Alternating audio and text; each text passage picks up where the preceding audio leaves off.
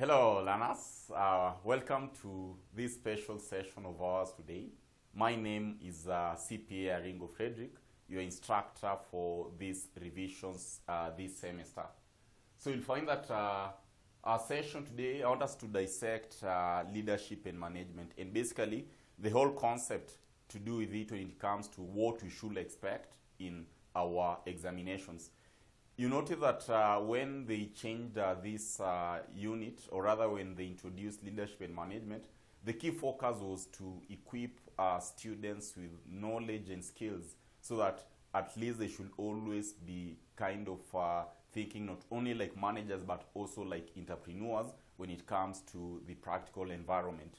We were used to a lot of theories, right? But this time around you'll find that leadership is a very practical unit that, again, if you approach it with an open mind, things will be very, very easy for us.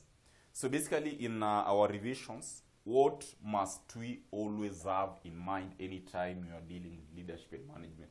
Because at this point you know very well that leadership and management currently, we normally have like 12 topics. This is what we do have in this concept, or rather in our course of leadership and management, 12 topics.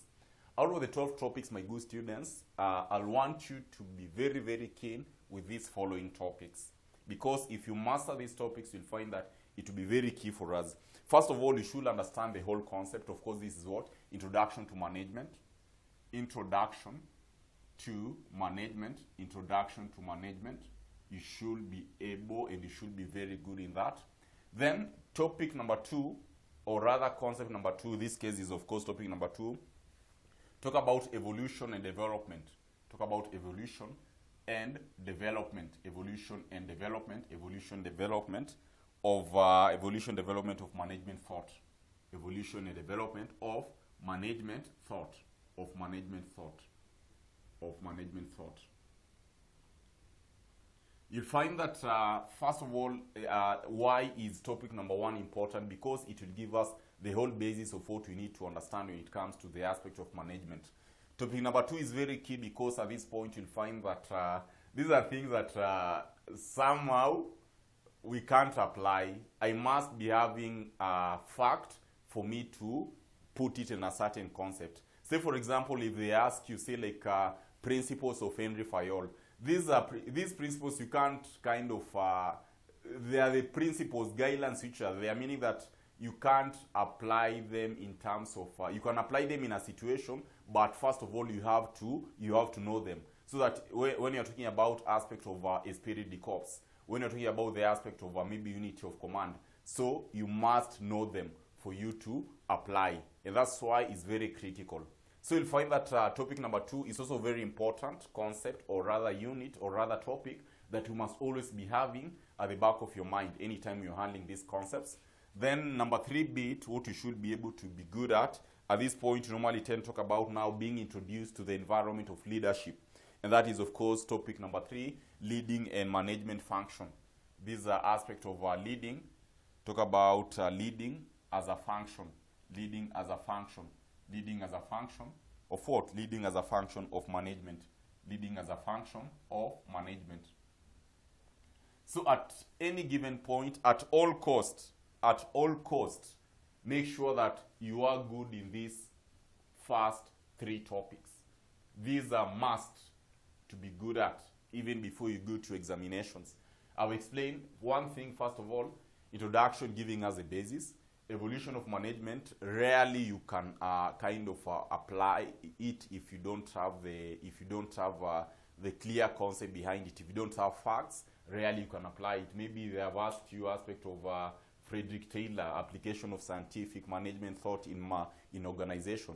Application of scientific thought in management, or rather in the organization today. You see, you must be having these facts of what are the contributions of Frederick Taylor so that you can interpret it with our management thought today. You see, like in that case, you must be having facts. That is why Mwalimu is saying that you must be very good at that. Leading as a function of management. The whole concept is leadership and management. Leading as a function of management now is introducing us to the whole topic, what you want to cover. That is aspect to do with what? Leading as a function of management. Then you'll find, my good students, without any aspect of fear of a contradiction, I'm going to tell you for a fact that all the other remaining topics, they are easily applicable. You can easily apply them so long as you're having the concept right. Say, for example, like when you're talking about maybe decision making, they ask you process of decision making. You see, in that case, these are things that you can relate it practically. Before I make this decision, what will I be requested, or rather, what should I do? Before I make a decision, of course, I'm going to look at this is what I need to decide. I'm going to look at alternatives and all these aspects, right? You'll find that this is one thing that you can always tend to do. You can always tend to try apply it.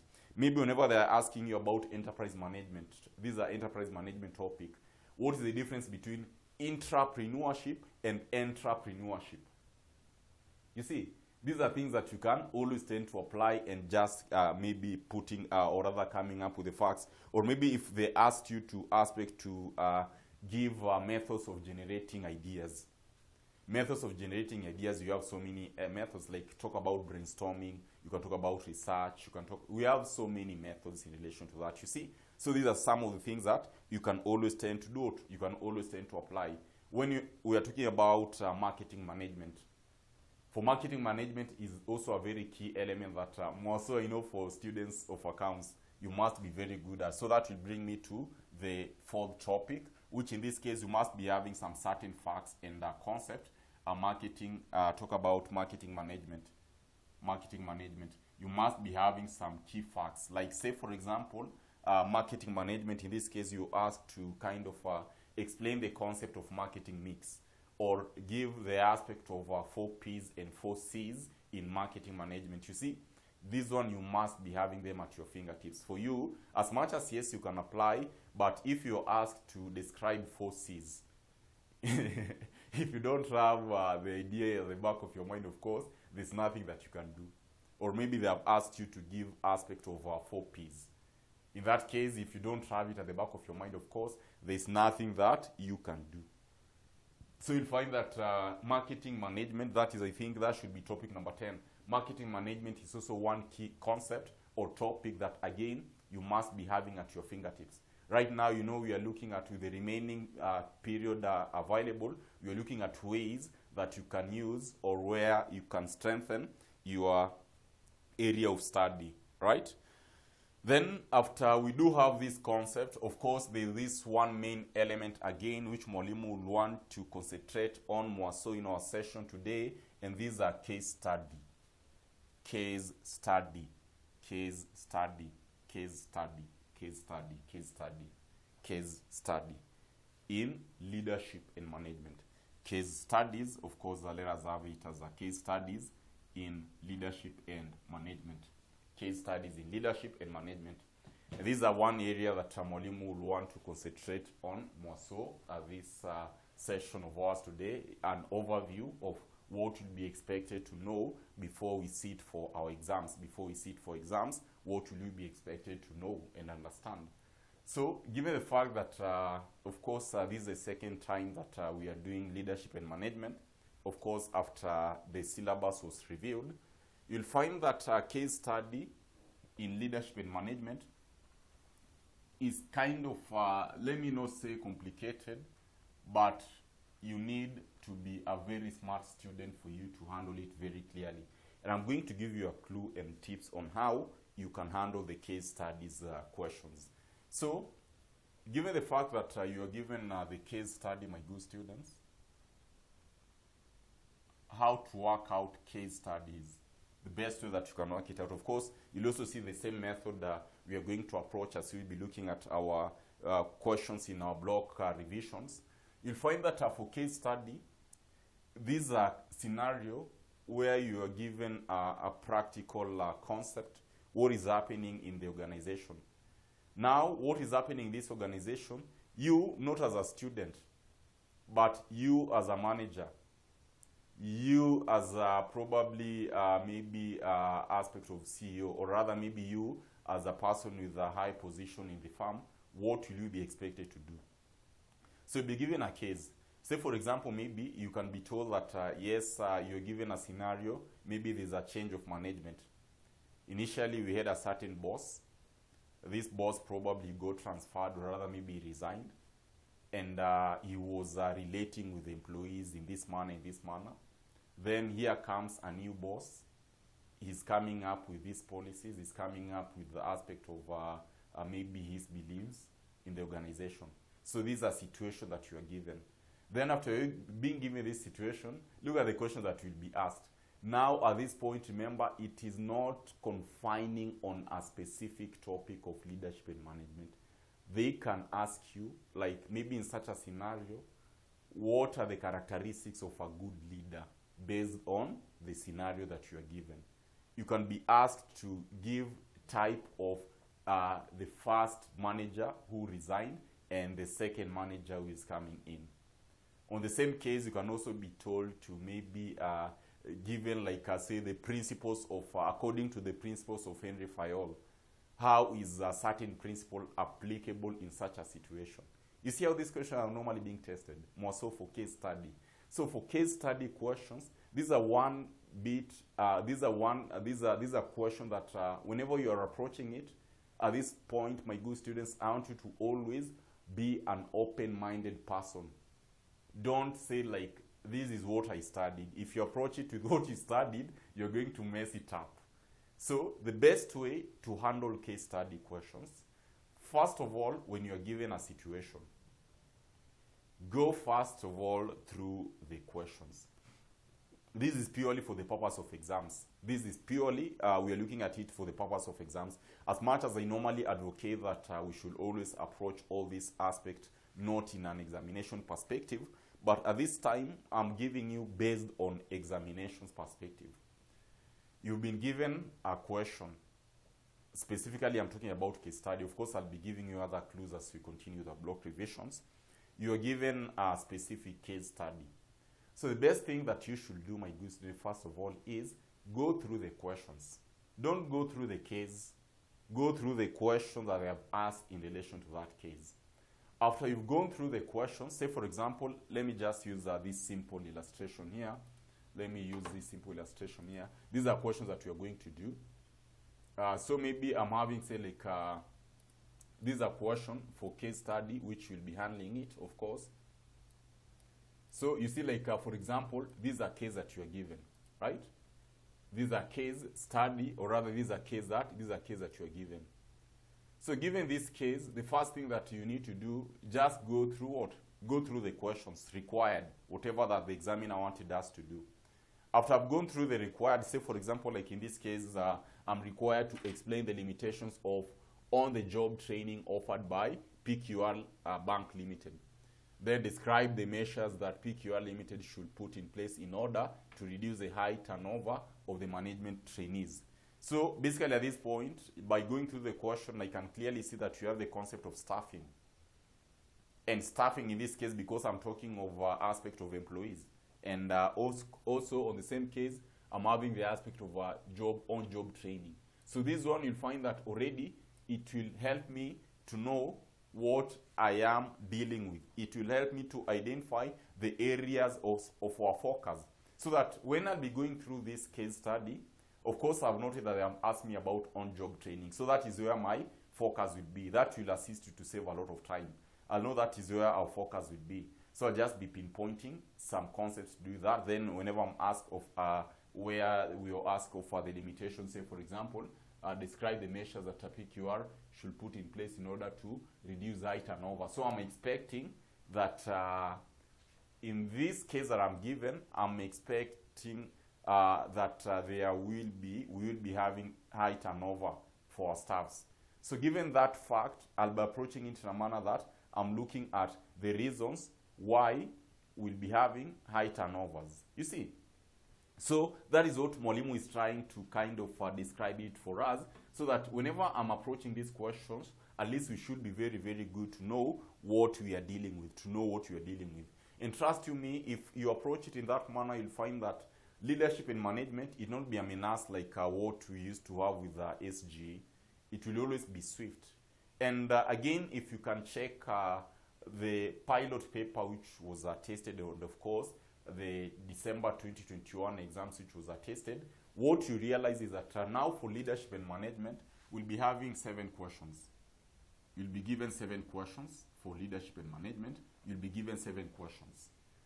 Out of these 7 questions, question number 1 is compulsory. Question number 1, which is a case study, this one is compulsory. This one is compulsory. You must do that. Then you have to select other 4 questions. You'll have to select other 4 questions. You'll have to select other 4 questions to give us a total of 5 questions. Now, meaning that out of 6 questions that will have remained, you'll have to select the 4 questions. The best way to select these 4 questions is how? My good students, and this one you can take it to the bank. These 6 questions that are remain, kindly try to identify the question that you have a very good knowledge at. Don't just kind of pick the points, or rather pick questions that they follow each other. Maybe question 1, question 2, question 3, question 4, question 5. No. In this case, try to identify the question that you know you can earn a lot of points. And this question that can give you a lot of points is what you can start with. Then go to the next question that will give you the second highest point. Do like that up to the point when you reach for the 4 questions. The other 2 questions that remain, just leave it, ignore them completely. Because recall, as much as you can decide, and maybe you're having a lot of time where you can do all the questions, the examiner will only concentrate on the first 4 questions plus the compulsory one that you'll have tackled. The other questions, even, they won't be looked at.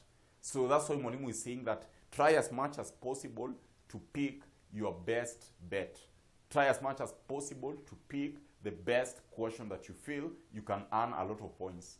And if you approach it in that manner, you'll find that you will be in a very, very good position for you to pass this paper on first attempt. So that is the one thing that you should know. You'll be expected to have 7 questions. Out of these 7 questions, question 1 is compulsory. Then you'll be required to select the other 4 questions. Then on these 4 questions, Mwalimu is saying, out of the 4, try to figure out, out of the 6 questions, try to figure out the best 4. As much as you're having time, you can do all of them, of course.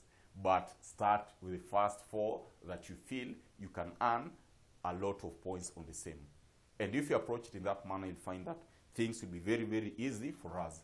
So that was just an overview of what you'll be expected to cover more so in this revision period of ours. So that this is to say that in our next session, now we are going to handle our model paper. That is question number 1. And that is, of course, case study. So I want us to exhaust on the case studies concepts. And once you've exhausted on the case study concepts, you'll find that going forward, things will be very, very easy for us. And just master the tips that Mwalimu is giving you. And trust me, after your exams, you'll call Mwalimu and say thank you.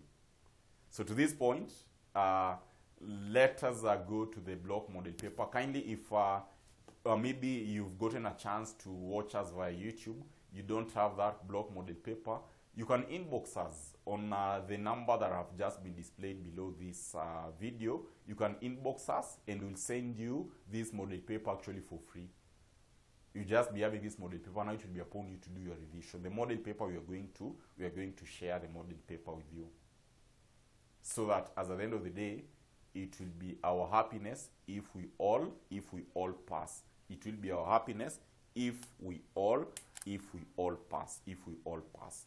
So to that point, join me in the next session where now we are going to introduce revision officially with our questions. Thank you so much, guys, and let us meet in the next session. Thank you.